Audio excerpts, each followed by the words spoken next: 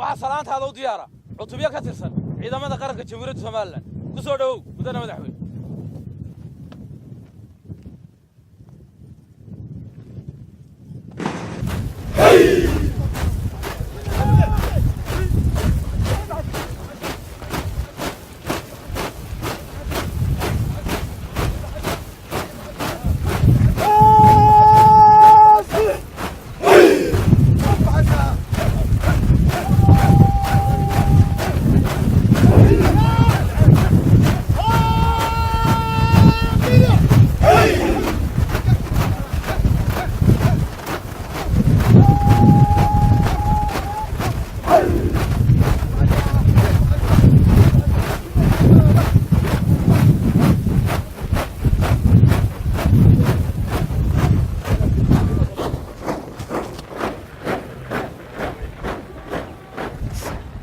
السلام عليكم ورحمة الله وبركاته. ما أنت واحد الله شرفه إن أنا كسوق قريب قالوا حرتاكا تفعدن ما أنت هالكن تبرق الكل ما يستطيع وأنا قبضوا كأنه شرفته ذا يقوله ذا وقالنا كل يدها كالدولة هالكن حولها أي قبطان حوالها marka koobaad waxaan hambalyo u dirayaa wasaaradda gaashaandhigga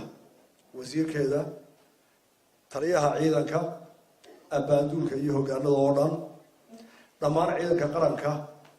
meelu joogaba gutooyinkiisa iyo saldhigyadiisa saraakiisha saraakiil xigeenka iyo dableydiisa dhammaantood waxaan ku hambalyeynaynaa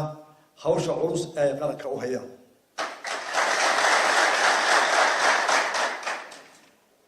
halkan maanta aynu joogno oo ah kuliyadda saraakiisha cabdilaahi askar barkhadle kuliyadda saraakiil xigeenka ee haragwaafi iyo dugsiga layliga majdiidka oo isu dhow dhismahooda isu dhow yahay waxaanu aad iyo aad u faraxsanahay inay yihiin warshad soo saaraysa lafdhabartii qaranka Somaliland dhalinyarada maanta dhamaysatay kooraskii koowaad ee ciidamada layliga koowaad kow aan u tahay maanta tababarka ciidamadu horta maanta waxaa bilowdeen nolol qiimo iyo qaaya leh nolol sharaf leh nolol taariikh leh oo qof waliba aanu heli karin qof soo mara dhibteeda iyo hawsheeda mooyaane waxaan ognahay inanka marka la soo qabto ama inanta ee loo layliyo hab ciidan waxaa lagu qiyaasaa 70% inay ka soo baxaan layliga hore oo soddon ku dhacaan waayo 7 qodob oo bini'aadmiga ku adag oo tababarada kala la siinin dhakhtarrada macallimiinta baayac mushtarka looyarada qodobo aan qaadan bay qaataan dadka loo tababaray habka ciidamada ka horeeya waa qofka oo la baro amar qaadashada in badan bay ku yiraahdaan macallimiintiin markaas afka soo taagtaan maalintii koorisay xaniyaha iyo dibadda soo dhigo kala xirayso waa hays caalamiga ah adduunka oo dhan Mareykan China cid kasta Arab ciidan kasta waa halka loogu qabto qaranka xaniyaha dibadda soo dhigo waxa weeye amarka qaado oo hadal ka soo celin waana tabciidadu koodu way yahay dadka kale ma aha fikirkoodu waa la xidhay sida dadka qaar yiraahdaan oo waxa la askarta koofiyad baa la guriyay maskaxda waa laga xidhay wax alle waxa cilmi adduunka ka soo baxay lagu hormaray maanta internetka ana dhaho ila qabar sanaaciga askari baa hadisay injineerka askarta kana caalamka wada baxay marka laakiin waxa wax ku yimaada adduunka hore ugu maran waa ismaqalka iyo kala dambeynta oo halka nolosha bini'aadmiga ka soo bilaabato hadii kala xayawaanku waxa la baraa adkaysiga madaxeed askariga waxa la baraa oo aan la barin iskuulada kale adkaysiga maskaxeed stresska waxa la yiraahdo waayo marka askariga la sabrayo waxa ugu horeeya waxa la barayaa in saacad walba hurdo laga qaado saacad walba maalmaha hore horeyseen macallimiintu waxay barka ku farsiisayeen adoo hurdadii ba gabanba inta maanta uu soo yar adoo daalan ayaa markaa tiibsatay adigoo in ku yar gabay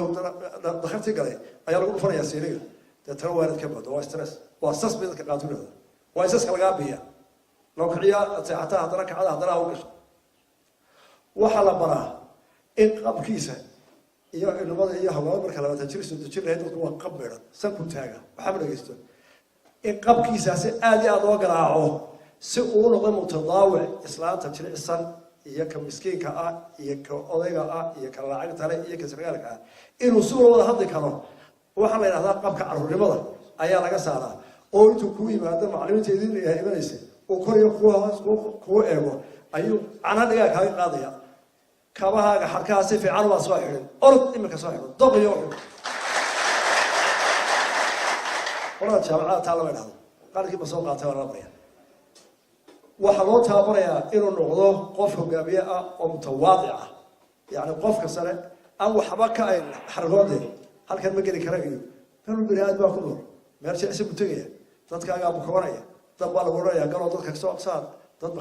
dhibaato ku dhacday baad gargaare marka waxa la barayaa inuu noqdo mutawaadic qof walba la shaqeyn karo waxa la baraa adkaysiga naftiisa wax ku dhaca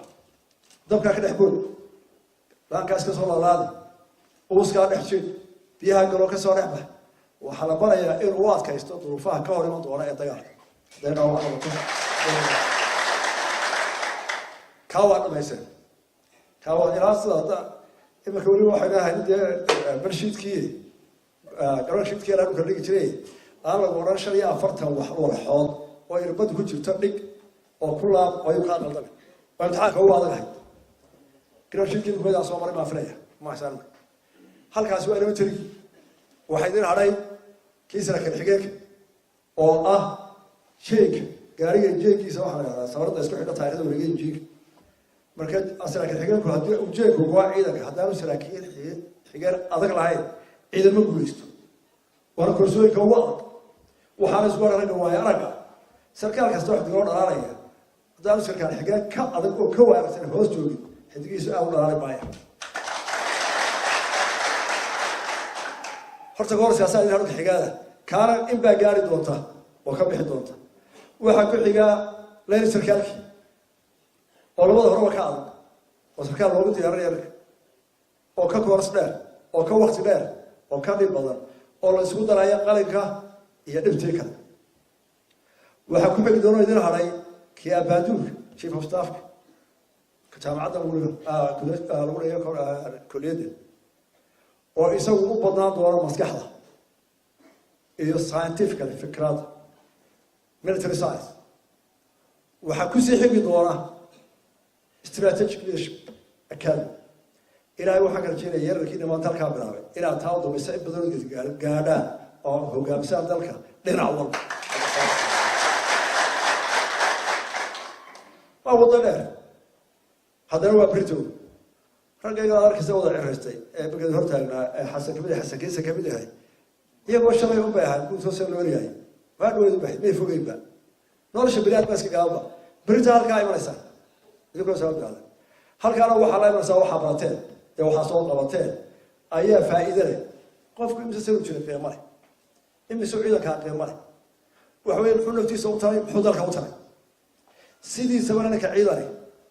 sidii sabab qofka ciidan meel kasta uu ku tirsan yahay wuxuu dadka kala duwan yahay isagu dantiisa uu iska iloobaa wuxuu u shaqeeyaa danta qaranka haddaan ciidan jirin qaran ma jiro dalkasta la jiro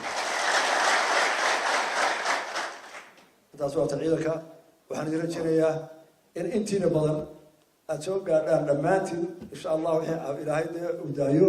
kulliyadda saraakiisha saraakiil xigeenka in badanna ay soo gaadho leeyli sarkaan in badanna ay gaadho abaaduur inta habana ay gaadho akaadimada hogaaminta leadership oo yara halka laga dhisi doono waqti uu ku xigi doonto hadii ilaahay raaco waxaan bogaadinayaa saraakiisha u dhawradaygay ee duruufahan ku abuuray kulliyadaha kala duwan saraakiisha daawal bare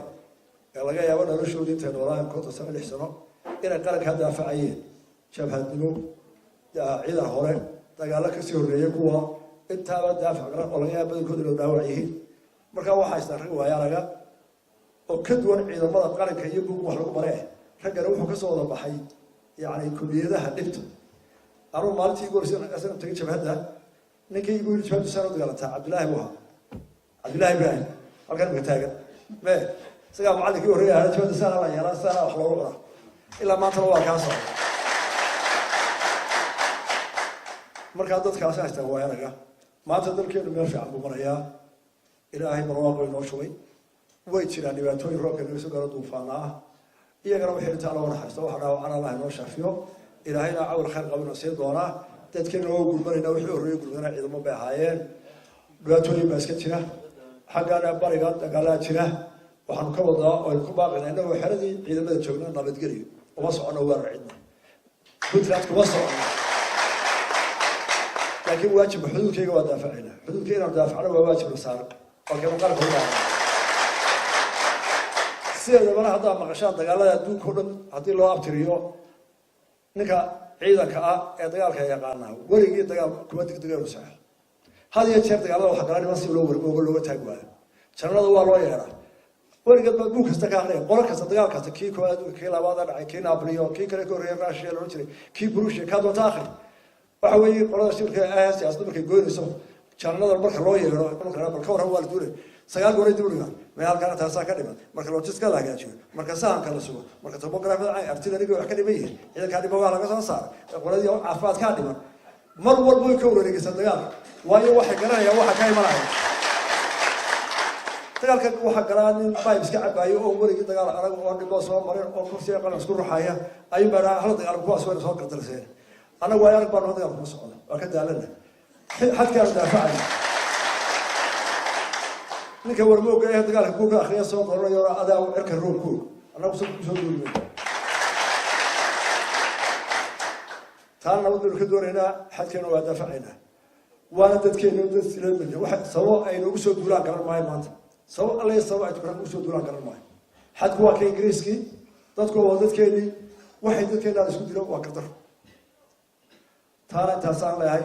nabadnu ka joognaa insha Allah iyagana caqliga ilaahay waa sii doonaa hawsha inta Allah ee ciidamadu qabtaan dagaalka qurama dalka waa daafacaysan halka joogtaan saddex waa halka raba horumarta dalkiina dal walba dalka ugu qalabka wanaagsan ugu wadooyinka wanaagsan ugu bulshada badan waa Mareykanka markii dagaalkii labada dunida laga soo baxay ee isla war madaxweynaha noqday ciidankooda xooggiisa lagu dhisay wadooyinka maanta la marayo dadku ku wadaayay Jarmalku markii uu dumay saas leh xoog baa lagu dhisay marka ciidanku halku joogo waa wax ka qabtaa xooggiisa aanu la fadhiyin wax ku soo saara wada dhisiya ceel qodiya dad u gurmaya tabaaraysan hadii la beer qodiya xoogga ciidanku waa in aanu bilaash u fadhigeed hoosti oo waqta meesha joogto laba ciidanku ilaa maalintu buudka ka bilaabo dhibooga jididka waxa la baraa hogaaminta iyo sida dadka loo hago marka waxa laga doonayaa dadka u dhex degay meeshii ay joogaanba inuu noqdo odayga khilaafaadka xalliya ee dhibaatada dadka dhex taala dhameeya ee dadka hoggaan wanaagsan noqda waxaynu ku amaanaynaa ciidamada Jamhuuriyadda Soomaaliland markay fidinayeen maamulkiinta bari iyo galbeed dalka oo dhan inay tusaale fiican oo caalami ka noqdeen sida bulshada loo qanciyo iyo sida dadka loo soo hogaaminta oo aniga maxabad iyo wareer la tagina ay hogaamin fiican fuliyeen ay taariikhda qoraysaa ku amaanaynaa wayna barako waxa lagu fadhiyaa ciidamadu caalamka oo dhan waxyaalaha la ikhtiraacay innovationka koobi ka yihiin hadday dawo tahay hadday qalab tahay waxaa maanta casriga loo ordayo oo internetku ugu weyn tahay oo computerku u weyn yahay dagaalkii labada adduunka markii la soo baxay dhowr iyo kontonkii ayay wadeen ciidamada Mareykanka ugu horusho waxaa maanta qoran baxmisay sawirka iyo ka kadoo la yaacaya dhowr iyo kontonkii wadeen waa dhab akademisha baa waday dad culimada oo jaamacadaha ka soo baxay baa waday laakiin kuwaas waxay u shaqeynayeen fikradda ciidanka caalamka oo dhan waxa loo marinayo dadka ugu wanaagsan jaamacadaha ee maskaxda wanaagsan ee Ilaahay siiyay dadka maskaxda Ilaahay u karbiyay culimada waaweyn ciidamada qaada kulliyadaha kala la keena dadna ciidamada waxa sheegay waxa ay ku fikirayaan mustaqbalka soo socda كان مركو لها طبعا سنة كبعد واحد دقيقة نضيع تفكرتي سناسة ركي فوري بقول كيا بقول يبدأ نجي واحد وضع تركي عندما سيرتيس كلها يكون هذا دور سكان مركا واحد كدور يدلك مستقبل كيس فوق إن كسر على السنة أوسي سامسان حق دو حق بيرو حق ورمر حتى تي عروض بتلقى أساس كابات وحنا نقول ما أعتقد يا هم شغالين كويس دماتي وحنا بريء يا إنما ضمن كسوب حتى بركة وحنا بريء وزارة يسرقي جيو كلامته آديات بمسنتي والسلام عليكم ورحمة الله وبركاته.